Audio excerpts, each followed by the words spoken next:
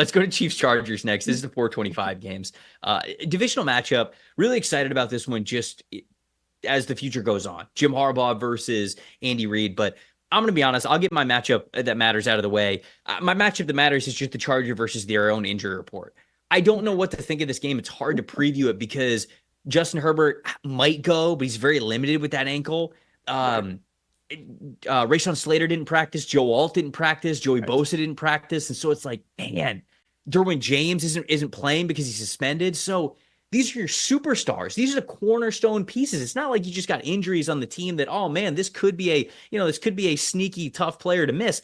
Ain't nothing sneaky about it. These are your two starting cornerstone offensive tackles, one of the best secondary players in the NFL, top pass rusher. Joey Bosa has been playing a lot better this year before he got hurt.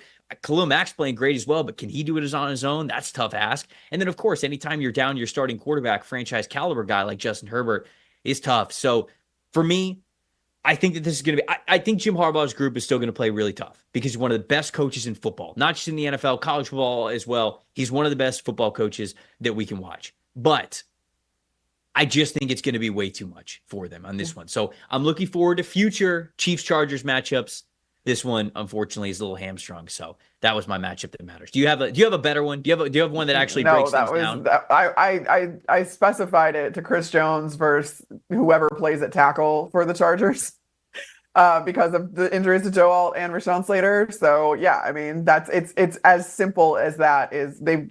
The Chiefs will move Chris Jones around to exploit certain matchups. It doesn't matter what side of the formation he's on at this point because you've got both tackles that are just dealing with injury if they even go. So yeah, that's as simple as that. And again, with you said with their quarterback, if there's any doubt about Justin Herbert's health, I don't know that this is the game to even test it because you're going to have a hell of a time with Spags' defense and Chris Jones. And you know that Justin Herbert obviously wants to be out there. Not that you were saying that he doesn't, but it's like as a competitor, you want to go up against the former champs, right? But it's just it sucks. No, I'm talking about the coaches saving him from himself. No, I know exactly what you're saying, and it would be hard, to say that you're totally wrong there about what might need to happen with them. But anyways, what's your plus factor for this game?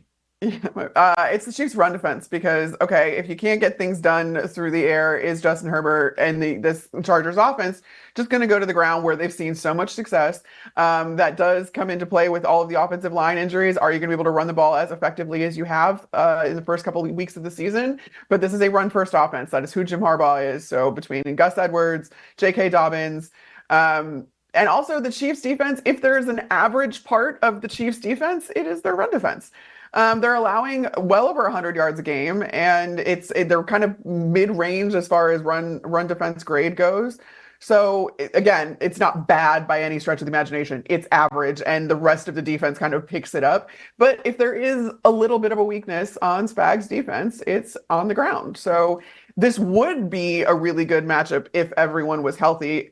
Can the Chargers still exploit it with all of the injuries? That's kind of where I'm leading, and if the Chiefs can still be effective. Yeah, my plus factor here is I'm just giving a nod to Rashee Rice and the season that he has had here for this team.